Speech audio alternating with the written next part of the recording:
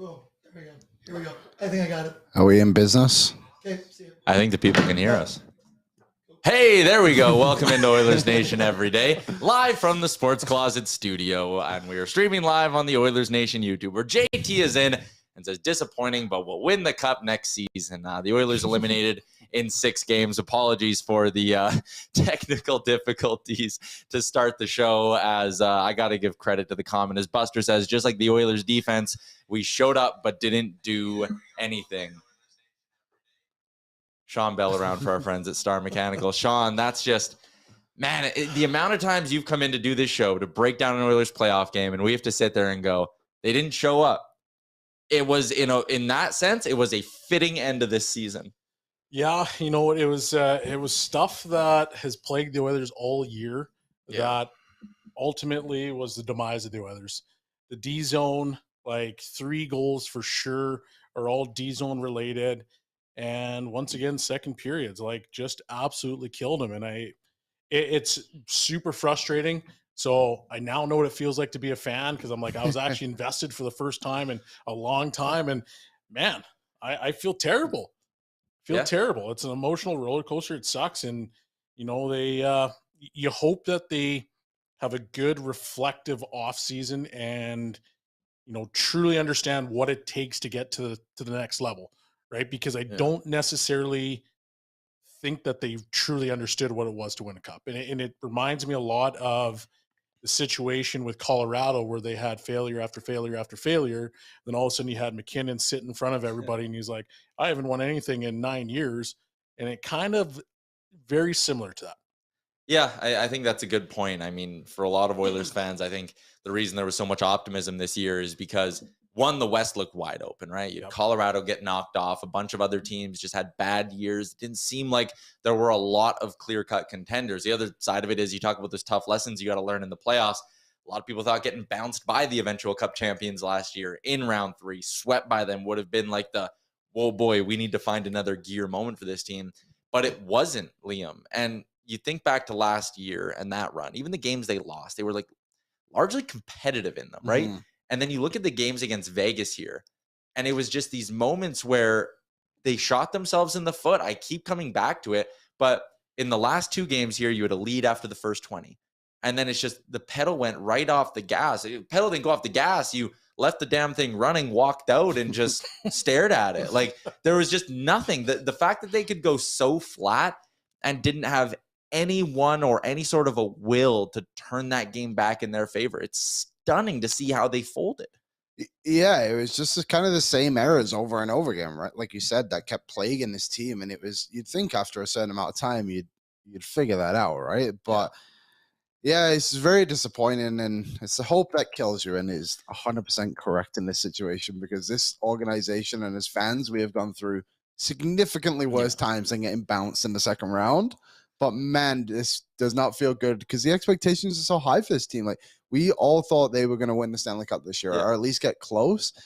And this whole round, basically, they did not look anything close to what this team truly should be. You go back to last year, and when the season ended to Colorado, it was one of those like, okay, they were dealing with some injuries at that point, Draisaitl and Nurse, and they gave us the moment of beating LA and coming back the way they did. The home ice Game 7 win, winning the Battle of Alberta felt like almost the Stanley Cup in a way, especially the way they did it. So when the season ended last year, it was just kind of like, hey, like, hell of a run, good stepping stone. And what's frustrating here, Sean, is it just feels like such a big step backwards. Oh, absolutely. Like, you think that the team's a better team, right? Like, you've got Kane here for a full season. You add Bukestad at the deadline. You add Ekholm at the deadline. You added pieces that elevated your team. So if you're the Oilers, you think, okay, well, we had a really good run the year before. Now we're coming into this season in the playoffs, and we've got a bigger team. We can play any style. We're a better team, and we should be able to do it, because, like you mentioned, the West was wide open. In particular, as soon as Colorado, I think, finished, like, the Oilers should have been like, oh, this is our opportunity. But for whatever odd reason, they scored a goal, and it started all the way back in the LA series. You score a goal, and then all of a sudden you feel good about yourself. It's like they rode that wave of momentum, right? You score, you feel great, and then the next shift, it's like, bang, here we go. where there's some adversity that we're facing and they couldn't fight through that adversity, which is really disappointing because this team had the tools to get to where it wanted to go. I think that's a good one there. So let's get into our 3 big things for our friends at Betway, because number 1 on my list is fighting through adversity. And you look back at game 5, right? You go down 5-on-3 and they score bang, bang, 2 goals.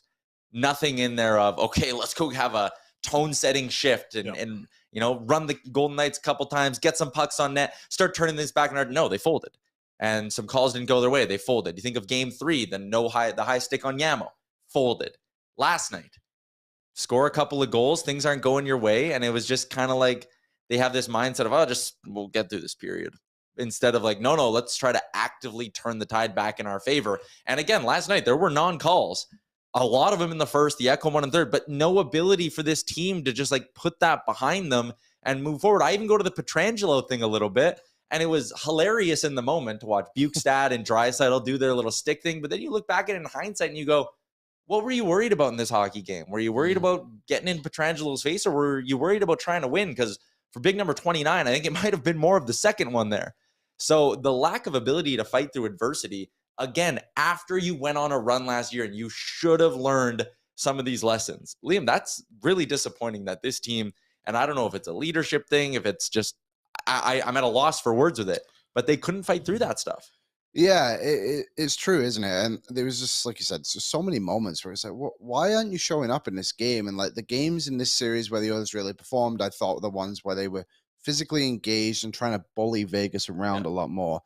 And they just really got away from that in 4 games, which was very odd. They just couldn't find any consistency in their game. And yeah, there was moments where refs are missing calls. It's happening every single series. They missed calls on Vegas and they managed to fight through it perfectly fine, right? So for me, it's just very strange where this team failed in areas, especially who this team is, like where they got to last season. And to be honest, just a lot of passengers who should have been way better than they were. And I'm not even talking about people in the bottom 6. It's like Kane, I think, was fighting. That's through my some second big stuff. thing, by the way. So let's move into it. Okay.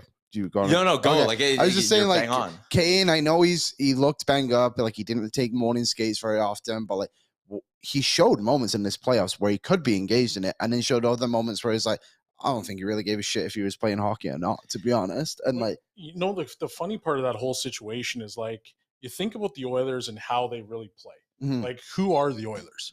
And obviously you have McDavid, you have Draisaitl, so you have that elite level talent, and you could probably pull yourself out of any game. But when the Oilers are actually going, like, they're a pretty simple team. Yeah. Like, they get it down low, they use their big body, they load a high with pucks and they get it on net and guys crash in the net. But if you looked at the games that they were behind and all of a sudden they couldn't catch up, everything for the most part was to the perimeter. So it's like, it's almost like they kind of lost their identity, saying like, okay, well, we have the 2 best players arguably in the series, and we're just going to like hit backdoor passes, cross ice plays all the time, and we're going to score. But all Vegas did was just sit back. They collapsed all 5 guys in front of the net, and they made it almost impossible, save for maybe 3 or 4 opportunities in the third, where, pucks were to Ekholm, or, kind of goes through the slot, or McDavid quick play into the middle. But outside of that, they weren't who they normally are. Yeah. Skill can get outdone by will, I think, in most cases. And I think that's kind of what happened a little bit in this series. But I like the point you made, Sean, about we think of the Oilers as like a run and gun flashy team because we see the highlights of those good rush goals. But you're right, when they're at their best, it's that skill combined with their size. McDavid and Draisaitl are very difficult to knock off the puck. Evander Kane, Zach Hyman, when he's at his best, very difficult to knock off the puck. And that's a handful right there. When they can work that possession game down low, that's when other teams start to take penalties on them. They're reaching in. The shifts get extended. The D-men get worn down. And they really weren't doing that. And there were too many moments in this series, both at home and on the road, where it seemed like the first 10 minutes of games, they were just trying home run pass, trying to make a play off the rush. And you're not going to beat a team in a best of 7 doing that. And I think that's an area where I probably overlooked this a little bit in terms of this matchup, but also an area where Kane and Hyman come into play. Because if they're at their best, they're a big part of that down low cycle recipe. And those 2 not showing up really, really hurt this team. The Oilers' 3rd best forward this playoff shouldn't have been Warren Fogle. Jesus. No. To be honest, it shouldn't, right? You look at those guys, like they're paid. They're not paid a ton. Mm-hmm. What are they? All around $5 million each, right? But like they're paid to show up in these moments, and I get it. Like injuries come into play and everything, but everybody's hurt this time of season, man. Like you got to fight through it and just show some kind of contribution. And Nuge got a little bit better in the assist department. Like he had a 3-assist game against Vegas in game 5, the last one, right? But like one goal isn't good enough. Like you have to show up. And there's some stuff out there. He played with Bukestad. He's like, played 2 games with Bukestad. Bukestad's a pretty good player. He's a really good player. Yeah, he can get to the net. He can make plays. Like it's the same reason why they wanted to get him. Like what was it, last offseason they tried to get him? Yeah, it never came to fruition. So like it's a tough argument for me. But like just going back to the whole situation, like the failure to adapt to the situation, Vegas starts to overplay Draisaitl on the power play. And now what do? We just we keep trying to get it to him, even though you've got Hyman down low, who is notoriously very good down low and making quick plays. Bouchard, like in the last few games, wasn't shooting the puck as much as he normally does. Like Vegas, honestly, it seemed took him off their game completely. Yeah, which is extremely alarming. What do you make? This is the core, right? Like this is the team right now. Like everyone's kind of talking in the chat, like we need to do this, and this is like.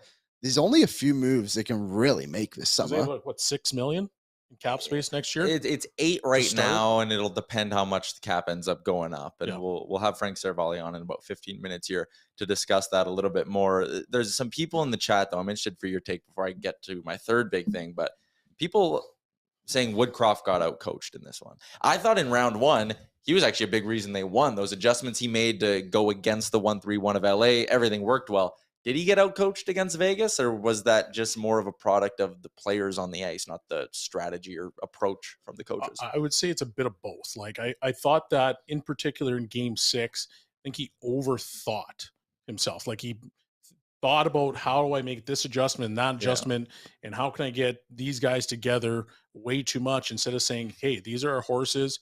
We've got the matchups we want. Just go ride, right? Which is exactly what Vegas did. Like they didn't care whether they're at home on the road. Eichel and Marcia Scholl, you guys are going on the ice and you're gonna do your thing. Yeah. So, I thought there was too much adjustment from Woodcroft in particular in game 6, but I don't know if he necessarily got out coached. I thought there was, some really good adjustments by Vegas. But at the end of the day, like I'm sitting here looking at the players and saying, like, did you guys run out of gas?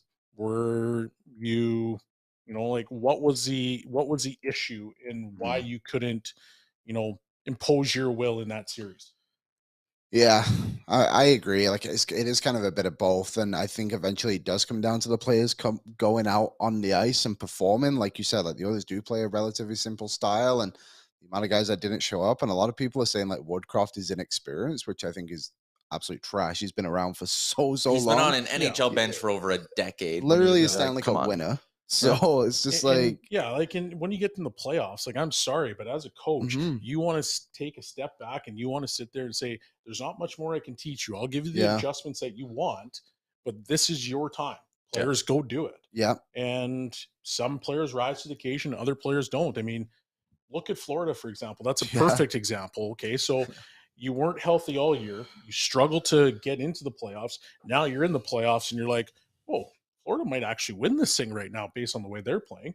So what's the difference between that situation, right, where Paul Maurice he's a good coach too. Yeah, very good. But now those guys have risen to the occasion, and we're sitting here today talking about, well, what happened in the locker room and Woodcroft getting no coach and blah, blah, blah. Like, no, like players have to play and they have to rise to the occasion. Yeah. Third big thing. I don't love doing this, but it's absolutely a reason why they lost, and it's between the pipes. I mean, last night again was for the nth time in this playoff run. Stuart Skinner, were any of them weak goals? No. That first one, that's a stoppable puck, though. Yeah. There was a couple in there. The one where it hits him, goes straight up in the air. I think that's a stop. Like, that's a play where you can control that puck a little bit better. I don't know. They made it to game 6 of the second round without their goalie stealing them one. That's just not good. Like he is in the group, and I'm not bailing on him as the goalie of the future. Him and Campbell are back next year, $7.6 million. That's a good price tag. I said on the pregame show yesterday, there's a legitimate case to go with Jack Campbell in that game. I think maybe again, hindsight, I understand all that. I think they maybe should have considered that because Stuart Skinner again was below average. You can't win a game if your starter has a 770. Aiden Hill stole that game for Vegas last night in the third period. Yeah, he was phenomenal. And he's a guy that most people overlooked, I think, coming in even to the season, not even this series in general. And Stuart Skinner, I'm with you. Like, eventually it comes down to your goalie. Like, I know I've kind of been on the bag and like your team needs to play better in front of you. Like, but also you're right, Tyler. Like, sometimes the goalie's got to make a save. And that third one really kind of bugged me because he literally watched it kind of go over. It's like, at least go back into your net or something to try and protect it. But also, like, where's the guys protecting the net as well? Like, nobody was on Marshall so there. But Skinner's got to be better. And yeah, the Oilers got outdueled in between the pipes by Aiden Hill and Brossoit. And that is one thing. And it's easy to look back on now, of course. I think there should have been a goalie change at some point. Maybe. Skinner played a lot, and he's never played that much in the NHL before. Like, sometimes you got to look at Jack Campbell and just maybe you just got to show a little bit of faith. So he started 12 consecutive games for the Oilers in this playoff run. Yeah. During the regular season, the most he ever played in a row was 6. And you think about Minnesota early in their round. I know they ended up losing, but it started this conversation of like, hey, why during the regular season do you always rotate goalies? Boston with Ullmark, you're always rotating. Then the playoffs come and you go, I'll play the same guy 24 nights in a row. Why not? Like, maybe there is an adjustment. And again, just to go back to Skinner, like, average every night. And you look at the team still standing right now. In the East, Freddie Anderson. These are his save percentages in their 4 wins against Jersey. 931, 955, 966, 944. He steals some games. You look at Bobrovsky, man, he stole them some hockey games. Stole them a series, essentially. And right? it just never felt, and again, the defensive issues, I'm acknowledging them. I'm not ignoring them. There was never a moment where it was like the Oilers are getting badly outplayed, but they're still in the game because of their goaltending. Yeah, the first goal, I do agree with you. It's a stoppable puck. Me, because I'm a coach, I think about it a little bit differently because I agree with all the points on Skinner in the sense that like he needs to make those big saves, if at least 1 or 2 to kind of keep the game closer. However, like I look at this defensive zone, and since day 1 of the season, they were awful. Mm-hmm. And the first one, okay, Riley sneaks into kind of the soft area of the ice. He gets a puck. It's a one-timer. Skinner's not quite set, but like, Bouchard, why are you trying to creep into the pile when your guy's standing literally right next to you, and so you lose that coverage? And then you've got, I think it's the second goal, Marcia Show, all of a sudden Draisaitl loses his check. Yeah. He sneaks in back door. They throw a puck on. There's a rebound, wide open.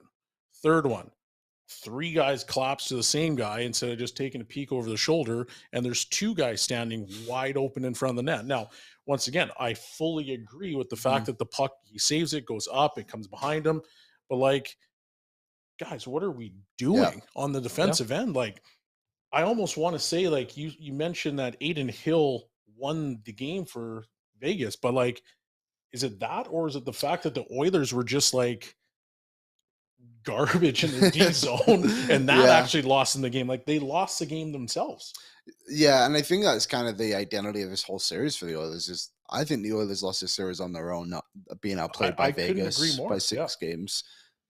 But what, I guess, Sean, like, what do you think this team needs the most? It doesn't have to be like this guy, but like, what is this team missing right now that they could have really used to help them advance to at least the conference finals? I think they're missing 2 pieces. Okay. And one of them's defenseman. Yeah, and I think, some guys took some steps this season. Desharnais in particular is a guy that took a step. He was in the minors. He moved up to the NHL. Like, there's something there in that defenseman. And obviously he's starting to come around. So there's guys that have taken steps. But at the same time, I think they need another defenseman. And then I think they need a second line right winger. Yes. And I don't need it to be a guy that's going to put up 50, 60 points. I don't need that. But I need a guy that's like, let's say he's defensively responsible. He'll give you 15 to 20 goals, and he might give you 40 points, but at the same time, he's got a little bite. Yeah. That's what you want to see. Who's that player? I don't know. Yeah. But they just need something that's going to round out their team. Well, yeah, and as we kind of shift the conversation away from what happened last night, what happened in the series, to where you go from here, you look at the top 6 we kind of have on the board here. I mean, 5 of them are locked in. Those are Kane, Draisaitl, and McDavid, Nuge. Those are bona fide top 6 guys. They're all back next season. They're all back the year after. So you're looking for one complementary piece to join them. I don't think the answer is Kyler Yamamoto. I love the guy. He's great in the room. I think he's been a good soldier for them. I think, he's a good, decent third, fourth liner. He was paid $1.5 million. Well, and now, but like we're back to that debate again, right? The Puljujärvi debate. Yeah, right? the Puljujärvi debate, the Zach Kassian debate. Oh, if he made less, so you might have to make a hard decision there. You look in the bottom 6, Ryan McLeod, they'll re-sign him. They'll find a way to bring him back. Bourne Vogel, in a matter of 6 weeks, went from locked to be traded. Like we spoke about him going on waivers way back when. He was brutal. I think that guy's going to be back next year. I think he's got to be. I don't think he can move him at this point. Yeah. So I think Yamamoto is probably the piece you're moving out of there. And then there's also probably going to be a little bit of reliance on the next wave coming up, Liam, right? A Holloway being a full-timer next year. I know he was until he got hurt, but you look at Lavoie as well. Like, he's a guy that is waivers eligible next season, so they got to make a decision on him. He hasn't been fantastic his entire time in Bakersfield, but this last season he was unreal. But like, where do you put him, I guess? Do you know it's really funny before we move on from this? When you were describing what the Oilers need in a second line center, until you got to the bite, I thought that's exactly what Jesse Puljujärvi was until like this season. Like, he had like 2021 Puljujärvi. That was exactly what he was, right? And it's just like, man, like if he could have just kept going, it's obviously easy to look back on. But I thought, I recognize that. That's description. That's almost exactly what they need. Like, here's another big body that can defensively knows where to stand, knows where to go. Yeah. 2 fights this season, goon. Like, come on. The other big pressing thing, Sean, this offseason, it's Evan Bouchard. Guy needs a new deal. No arbitration rights, so that works in the Oilers' favor, but that probably almost just works more in they're going to bridge this dude, which feels risky. Like, you probably want to lock him down for as long as you possibly can right now. And, is $5 million the number? I don't know. But like, if you can get 5 or 6 years out of him at $5 million, you're probably like saying, you know what, it's a pretty good deal. However, I don't think you can give him $5 million because I don't think you have the cap space for that.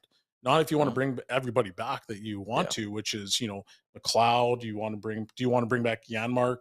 Do you want to bring back Ryan? Like, there's some pieces there, guys that maybe they're not as notable guys, but they're valuable pieces.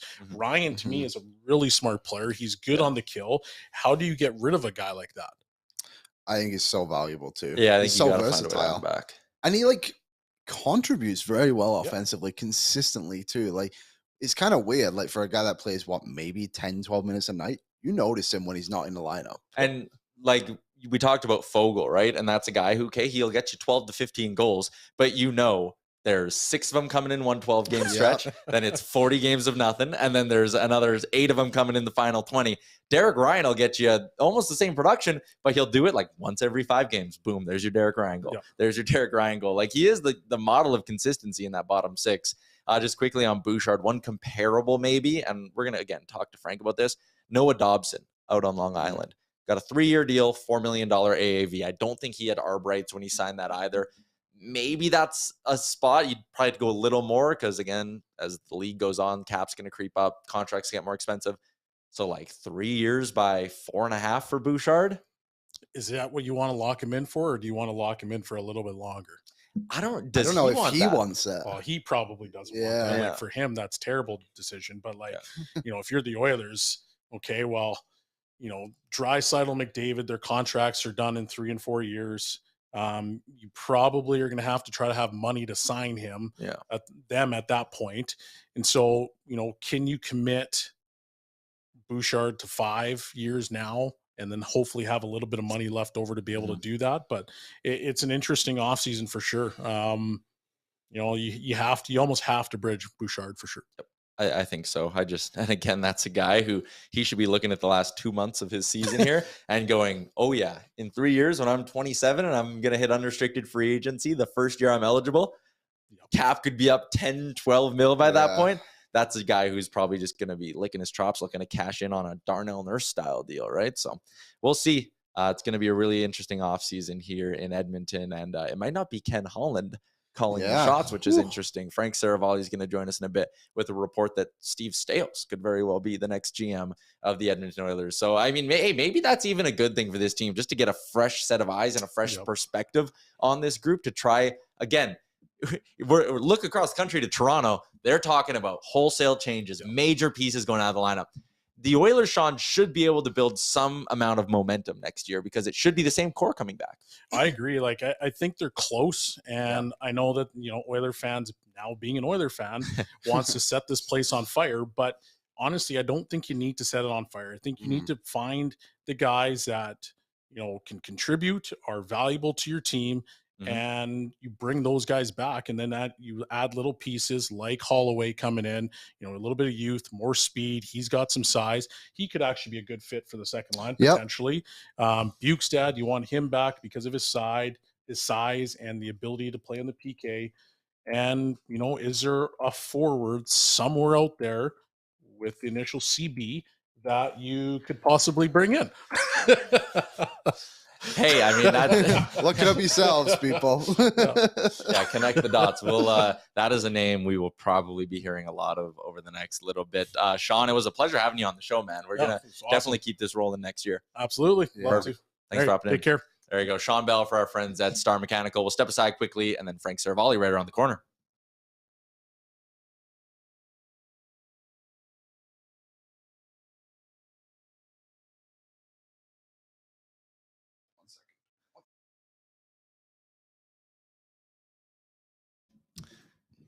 There you go. Big shout out to our boy Sean Bell for hopping on the show once again. It was fun to get his, like, it's a unique perspective, right? He has that playing background. He has the coaching background.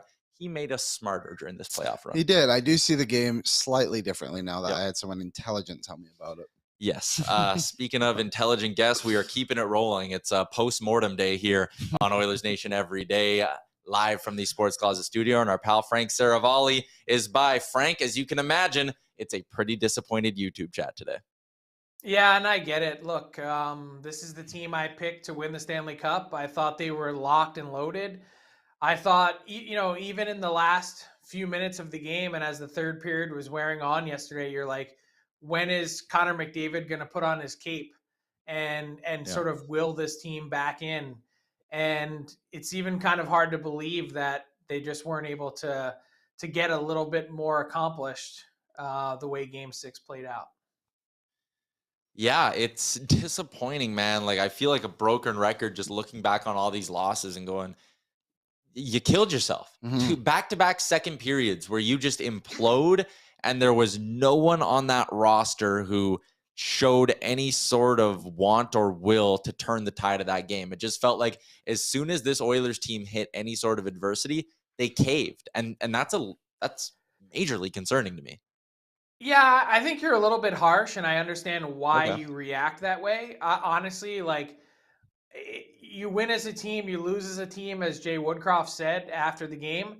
But I pin so much of it on goaltending. I mean, you can't have a sub 900 save percentage in the playoffs and think that you're going to have any chance to win, which is what Stuart Skinner had in the entire run. And then more to the point, you implode in back-to-back second periods, and the reason why is because you can't get a stop.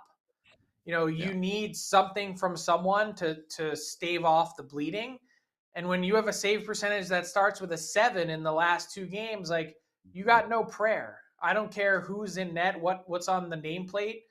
You just have no chance of success. So I think it's a little bit too simplistic to boil it down to just goaltending. But I think that's one thing that really bit the Edmonton Oilers this year in their run is it's kind of not all that different than some of the other runs we've seen previously, going back to losing in the bubble in 5 games to Chicago. Like, you need goaltending at the most critical time of the year, and without it, you're nothing. Yeah, I think that's a great point. We've kind of spent the first half hour of the show dissecting what we saw in this series and what we saw last night. So with you, I want to start looking forward a little bit. There are questions about Bouchard and the right side and the bottom 6, But before we get to any of that, Ken Holland might not be the one signing those contracts and being the one negotiating those deals. Take us through the report you had today on the DFO Rundown. Yeah, I think this is something that's sort of very quietly been in the works. And just to be clear for everyone watching, like, has nothing to do with the result of this season. The Edmonton Oilers have known for a while that someone working for them, and Steve Staios, someone that's been a trusted advisor, is a potential GM candidate elsewhere. I think particularly with regards to the Ottawa Senators bid, and if Michael Andlauer, who is a part owner in the Montreal Canadiens currently, and also owns the OHL's Hamilton Bulldogs, where he had a lot of success with Steve Staios. If he's the guy that wins the Sens bid, the Oilers know they're going to be in a dogfight to try and keep him. So basically the way I framed it on the DFO Rundown podcast today with Jason Greger was the Oilers are going to be really proactive and protective of Steve Staios. And that's, I think, the best way to explain it. I think in a perfect world, they would have Steve Staios promoted to general manager and Ken Holland promoted to president of hockey ops, and then go from there. But he's certainly someone that they don't have any interest in losing. And I think that, there may not be a seismic change in terms of this roster for next season, but I think you could see, as mentioned, a pretty significant offseason change for the Oilers and their front office hierarchy.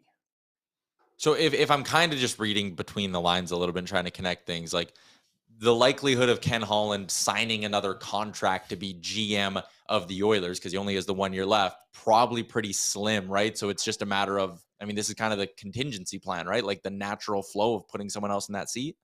Yeah, I don't even think the Steve Staios part, or if you want to back it up to the first part of your statement, I don't think Ken Holland was signing another contract to be the general manager of the Edmonton Oilers again. I think at some point his thought process is, after a lifetime in the game, to take a step back and do something a little different, slow down a bit.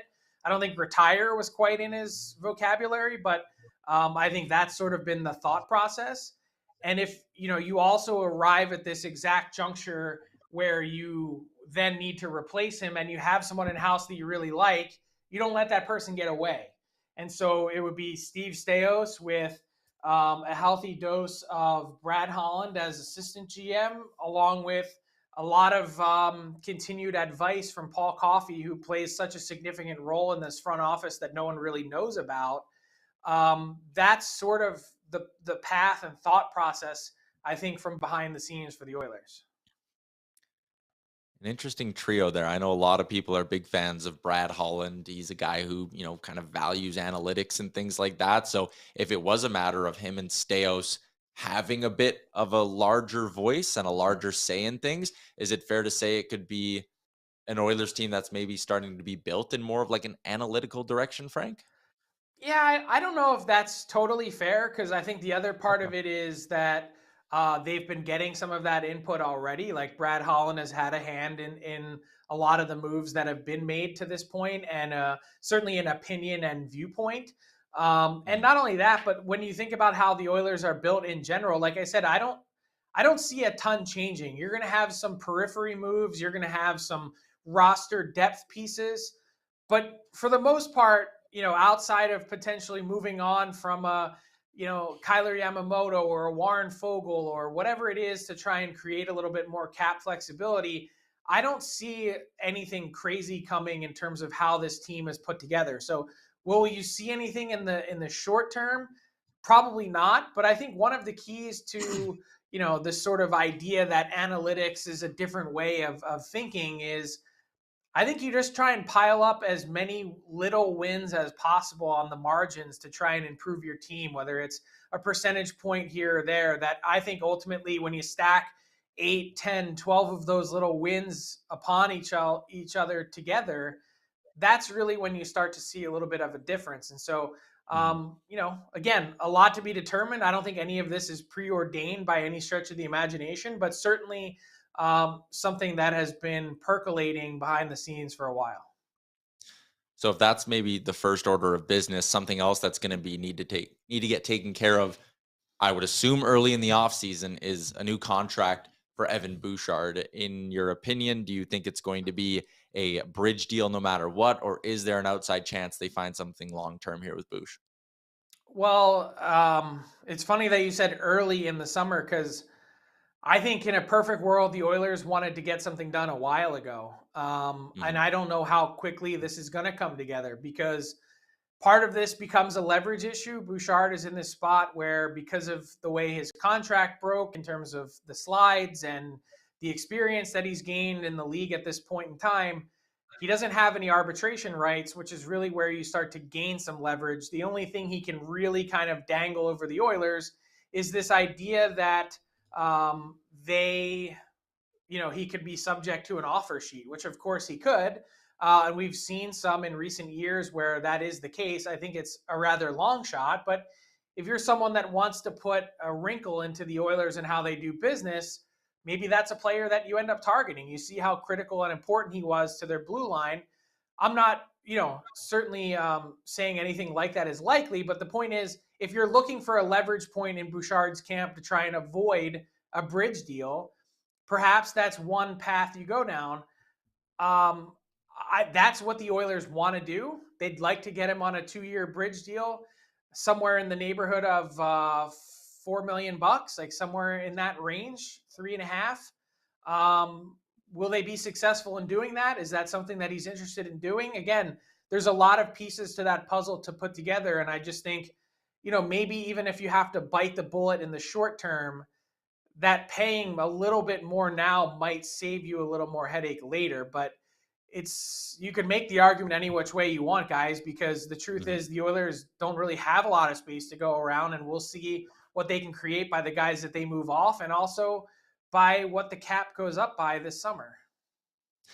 Yeah, okay, so that's an interesting one, right? Because a lot of people are kind of going with the assumption, hey, this team's only going to have, 6 to 8 mil because the cap's only going up 1 to 1.5. But there is, I know I've asked you this before, but I'll ask again, there is a real chance this thing goes up like 3 or 4 million, right?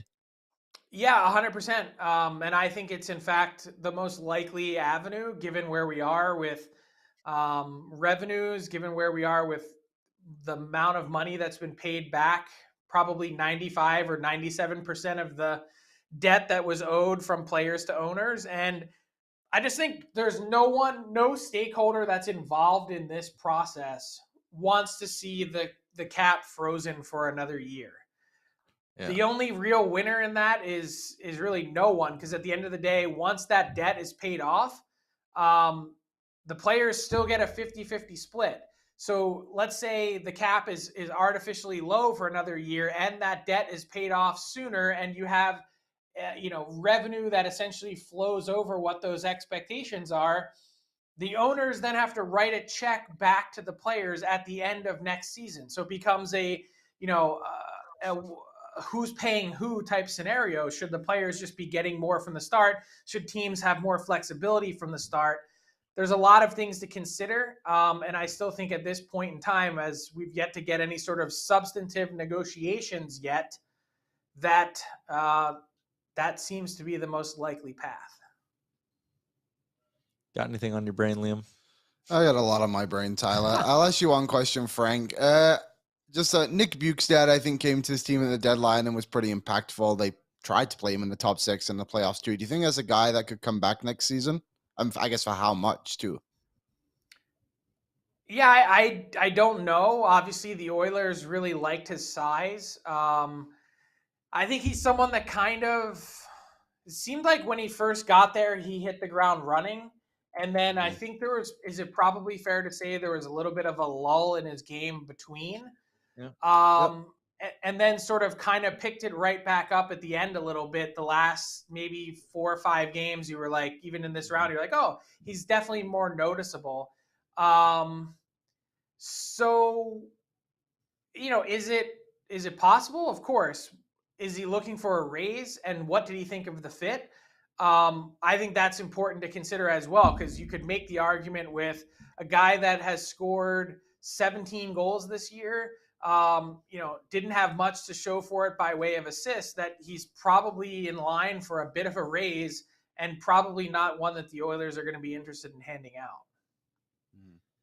Yeah, I think that's a good point as well. And if they want to do it, you're gonna have to find a way to move off from some salary. And I think the obvious candidates, Kyler Yamamoto, maybe a guy like a Cody Ceci as well. Warren Fogle, although he had a great playoffs, probably still in that mix as well, right, Frank? Are those kind of the three pieces do you agree with that? Those are the three pieces you can move to try and get some cap relief?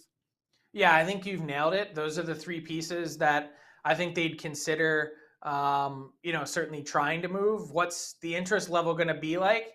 That's another question. I think you could find a taker for Cody Ceci somewhere. I think it's going to be a lot harder to move someone like Yamamoto and or Fogle, given their relative lack of production compared to where they're at on the cap. Yeah, that is totally fair. What's going to go on in Toronto, Frank? I want to get to that before we let you go. Yeah, it's still, we're in the theater of the unknown right now. And Brendan Shanahan not taking the podium today to discuss the Toronto Maple Leafs and their changes, which we will begin to see unfold in the next little bit. Kyle Dubas is expected to address the media. The fact that Shanahan isn't, and he's sort of done so to this point, more or less in lockstep with Dubas, makes you wonder, are A, they considering changes, or B, is he waiting on some sort of sign off from Maple Leaf Sports and Entertainment as to what that next contract would look like for Kyle Dubas? Like, that's the big part of it. Is I've been reporting on this for weeks and or months now. There's definitely been friction there between Kyle Dubas and Brendan Shanahan. I think the big thing at play is who has final say and control in hockey ops matters. To this point, Brendan Shanahan has wielded the hammer. We're also entering year 9 of the Shanahan plan without really much playoff success to speak of.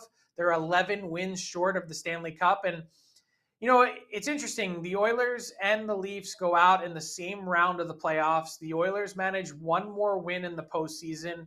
And on the one hand, you look at that and you say, these are two similar failures. And on the other, I think you look at this and you say, the Oilers, they ran into a good team. They played the second round and were clearly the second best team in their series. Whereas the Leafs, they lost to the 8 seed. They appeared to be absolutely lost in the woods and were down 3-0 in that series. And their core four, which they pay almost half of the salary cap space allotted to them, they didn't show up. So I think there's significantly more questions. I think the Oilers are a good team that lost and didn't play well at the right moment in time. And I think the Leafs are a team that has a lot of searching to do. Yeah, that's fair. Who do you got in Game 7 tonight, Seattle, Dallas? Everything in my gut says Dallas. I think they're the better sort of playoff prepared team. But something about the Seattle team, I'm taking the Kraken. I think, they've, at every turn, you're thinking they can't possibly pull this off. They did it in round 1 against the defending champs in Denver. Why not do it again in Dallas? Yeah, why not?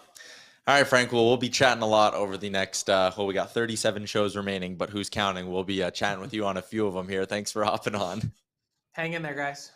Yeah, there you go. Frank Servalli for our friends at Star Mechanical. AMA Travel Out of Town Scoreboard. Liam, one game on tap tonight. It is Game 7, Seattle, Dallas. Yeah, I'm kind of with Frank. I just think that Seattle team is. Yeah.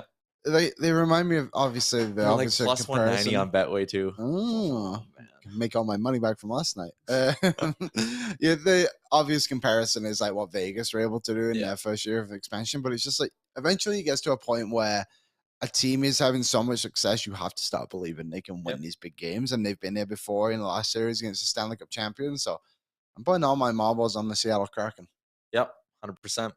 I'm with you, man. I got nothing to argue. Yeah. You doubt them at your own peril at this point. 3 former Oilers in that lineup as well: Jeltzy, Ebbs, and Larson.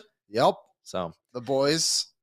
We're gonna wrap up this edition of the show, but like I said, we're still rolling 5 days a week, and we're gonna roll 5 days a week until our free agent special, and then we're gonna do one more show after free agency. So 37 more of these bad boys to go, and then we're gonna knock it down to 1 a week for the rest of the summer. I think is our plan. Might be like a full week off in there at some point, but we're going to keep going. So every day we'll have a Sherwood Giant off-season question. I'll be looking into the chat a lot. I know today we didn't have a ton of time for listener questions, so tomorrow we'll leave the show open with no guest, and we'll just dig into listener questions and all that stuff. Yeah, and I feel like I know what a lot of the questions are going to be, but we're going to need everyone watching the show to kind of help us along until the free agency starts at least. So we will grind through this together, everybody. I guess we'll have some draft stuff, we'll do some draft stuff. We'll definitely get some draft guests on and do some of that. I'm thinking we'll go around the Pacific Division, kind of like every second or third show, we'll get a guest from a different team, talk about their off season and what could go on there. So plenty of reasons to tune in every day at noon Mountain Time. We are not going anywhere, but it was a lot of fun during that playoff run. We had some great moments. It's such a damn shame. And I think it was Dave who just commented now, but he had something earlier that last year was such a massive step forward. This year in the moment, it feels like a step backwards, and that's what makes it sting the most.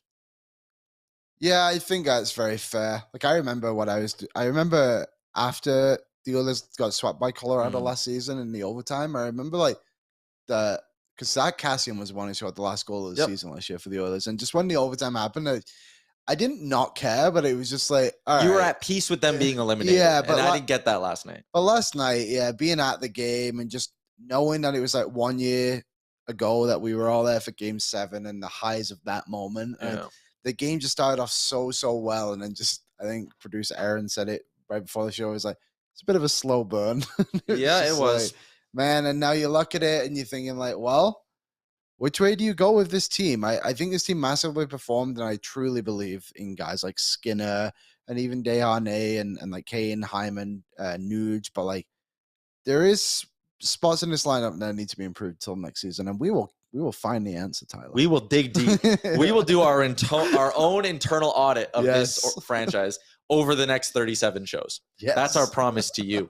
Shout out to all our sponsors who joined us through the playoffs as well. The watch parties at Greta were absolutely electric. Star Mechanical, Sherwood the Giant, AMA Travel, and our friends at Betway. Of course, every show live from the Sports Closet studio. We're not going anywhere, so we hope you tune in every day at noon Mountain Time. Thanks for watching throughout the playoffs. We had a really good damn time talking to you every day, and we'll keep things rolling tomorrow. Talk to you then.